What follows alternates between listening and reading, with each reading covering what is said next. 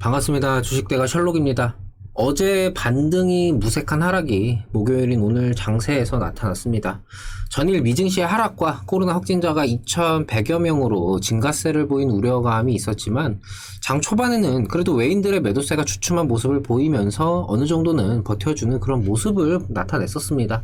하지만 환율이 다시금 좀 반등을 하면서 외인들의 매도세는 심화가 되었고 낙폭을 더욱 확대를 하면서 마감까지 이어진 그런 하루였습니다. 시장 상황에 대해서 짚어보면서 금일 카카오 관련해서 말씀드리는 시간 가져보도록 하겠습니다. 제가 올려드리는 종목 영상은 한 번으로 끝나는 게 아니라 계속해서 주기적으로 올려드리면서 그날 당일의 상황과 이후 전망 등 매매 대응에 참고하실 수 있도록 진행을 하고 있습니다. 구독만 해두시면 이후에도 변화하는 상황들에 맞춰서 내용이나 전망 등을 확인하실 수가 있으시니까요. 구독과 좋아요 한 번씩 부탁을 드립니다.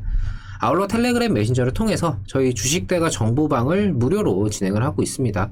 장중 실시간으로 나오는 정보들, 제가 올려드렸던 영상 관련된 종목들 코멘트 바로바로 좀 올려드리니까요. 영상 설명과 댓글에 있는 정보방 링크 누르셔서 입장해 주시면 됩니다.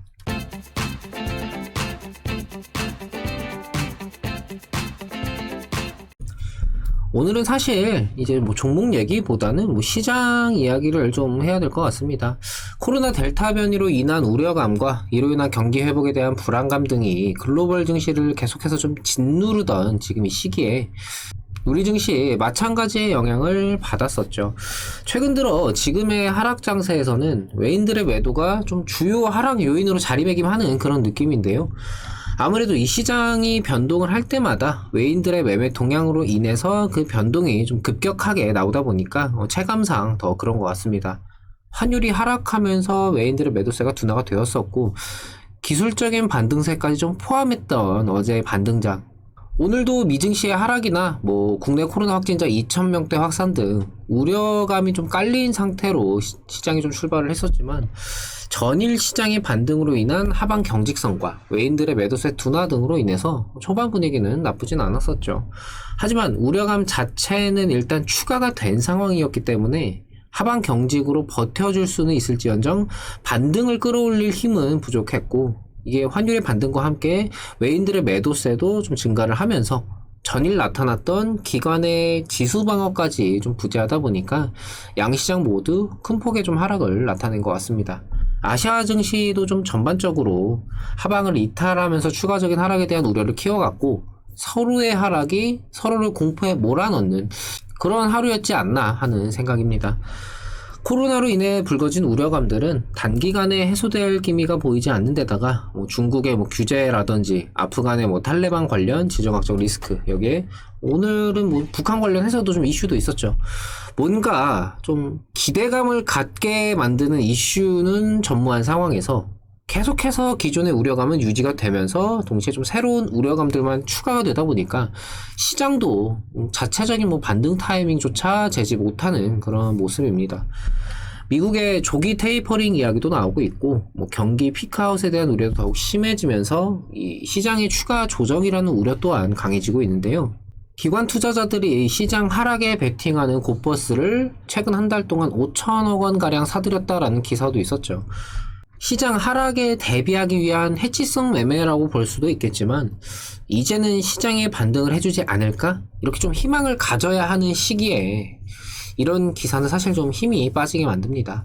거짓말처럼 우려감의 해소와 함께 시장이 반등을 하면서 기관 투자자들도 좀 된통 얻어맞았으면 하는 생각이지만 그냥 개인적인 바람과는 다르게 이제 정석적으로 한번 생각을 해보면은 하락장에서의 대처는 지금의 하락장에서 충분히 내가 믿고 보유할 수 있는 그런 종목을 골라서 포트에 남겨둔 상태로 시장의 하락이 꺾이고 제한된 반등이 아닌 본격 반등이 나타나는 그 시점을 확인한 후에 한 턴 내가 늦더라도 그때 다시 좀 적극적인 매수에 나서면서 그 묵혀두었던 현금 비중을 좀 활용을 하는 것이 맞다라고 생각을 합니다.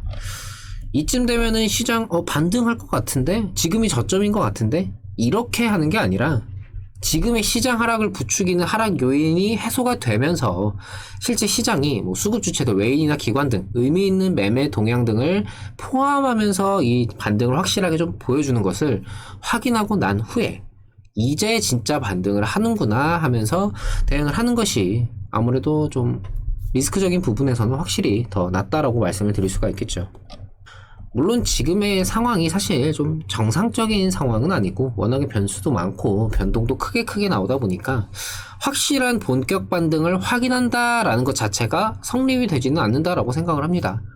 조급한 마음에 지금처럼 하락세가 더 이어질 수 있는, 추가적으로 나올 수도 있는 상황에서 뭐 급하게 뭐 비중 조절, 소위 말하는 물타기 같은 것들은 좀 하지 마셔라, 이렇게 좀 말씀을 드리고 싶은 겁니다. 결국 시장은 돌고 돌기 마련이지만 상승도 하락도 그 정점이 어디인지는 아무도 모르기 때문에 정점을 확인하고 나서 한 타이밍이 늦더라도 그때 대응을 하는 것이 결과적으로는 좋을 가능성이 더 높다, 이렇게 좀 말씀을 드리고 싶네요.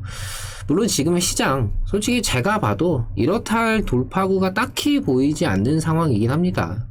하지만 이 주가라는 녀석은 이 기대감으로 오르고 우려감으로 내리고, 증시가 하락하면 하락할수록 상대적으로 기대감의 힘이 강해지는 만큼 결국에는 지금의 상황이 또 반전될 수 있으리라는 생각입니다. 그리고 그 시점에 지금의 하락을 부추겨왔던 이 코로나 관련된 일련의 사태와 그로 인한 여러 경제 관련 우려감들이 일시에 해소가 되면서 반등에 그치는 그런 정도가 아니라 아예 상승세를 좀 다시금 나타내 줬으면 좋겠네요. 하락장에서는 수익을 내는 게 중요한 게 아니라 얼마나 잘 버티느냐가 중요하다고 생각을 합니다.